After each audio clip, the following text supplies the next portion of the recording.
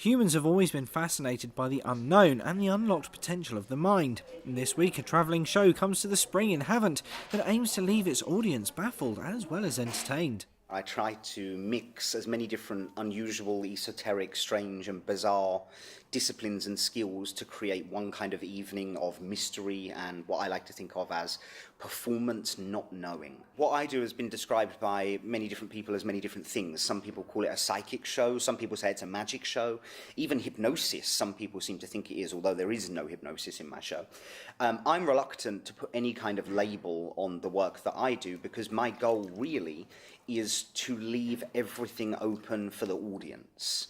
My hope is that you come and see the show, you're confronted with things that are genuinely amazing, things that you really do not understand, and hopefully that kind of kickstarts a conversation, or in some cases an argument, about what you think it is that you saw. It has taken Luke many years to perfect his art, and he's revisited some ideas from his own upbringing to craft his performance. I grew up in a household that was open to the ideas of divination and fortune telling, whether it be tarot cards or palmistry.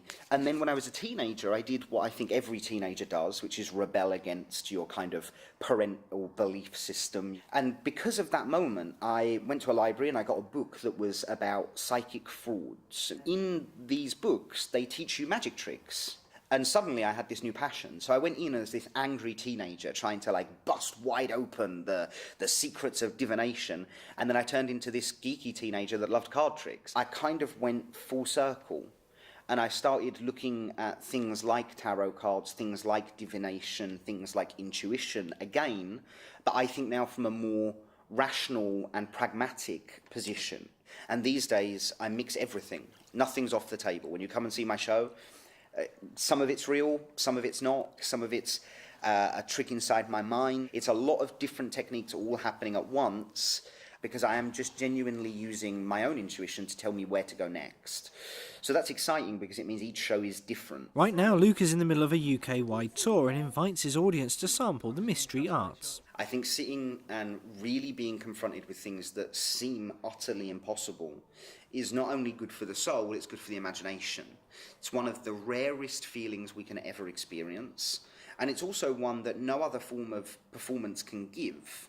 You can go and see a comedian and laugh, and that's healing. You can go and see a musician and you can sing along, and that's connecting and it unites us. But there's something really unique about what I call the mystery arts, whether that be a magician, whether it be a magician that's sawing a lady in half, or it be someone like me that's working with more esoteric themes, whether that's telepathy or mind reading or prediction. The mystery arts really provide a completely unique feeling, something that no other kind of performance provides, and there's no better place to experience it than live. You might watch somebody on television doing these kinds of things and you'll think to yourself, oh, well, it's good, but maybe all of these people on the screen are actors, or maybe this is all just a big setup.